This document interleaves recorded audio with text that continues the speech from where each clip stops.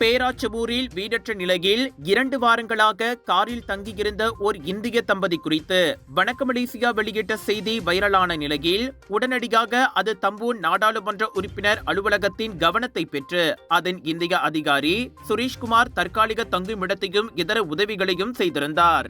அதனைத் தொடர்ந்து இவ்விவகாரம் மகளிர் குடும்ப மற்றும் சமூக மேம்பாட்டு அமைச்சர் நான்சி சுக்ரியின் கவனத்திற்கு சென்று அவரது அமைச்சின் கீழ் இயங்கும் தேசிய சமூக நல வாரியமான அத்தம்பதியருக்கு உதவும் முயற்சியில் இறங்க வணக்க மலேசியாவை தொடர்பு கொண்டது. அதனைத் தொடர்ந்து சுரேஷ்குமாரின் பராமரிப்பில் தற்காலிகமாக அத்தம்பதியர் தங்க வைக்கப்பட்டுள்ள கோவிலுக்கு சென்ற தேசிய சமூக நல வாரியம் உணவு கூடைகள் உள்ளிட்ட உதவிகளை வழங்கியது.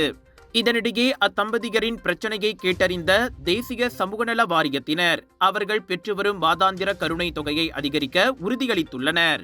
அதே சமயத்தில் அவர்களுக்கான நிரந்தர தங்குமிடமும் ஏற்பாடு செய்யப்பட்டு வருவதாக அவர்கள் கூறியுள்ளனர். ஒரு காலை இழந்த மாற்றுத்திறனாளியான 55 வயது செல்வம் முனியாண்டி, அவரின் 56 வயது மனைவி லட்சுமி நாராயணன் இருவரும் 2 வாரங்களாக செமோர்பாக் தாமட்மாஸ் அருகே காருக்குள்ளேயே தங்கி வருவோர் போவோரின் உதவியில் நாட்களை கடத்தி வருவதாக வணக்க மலேசியா முன்னதாக செய்தி வெளியிட்டிருந்தது குறிப்பிடத்தக்கது.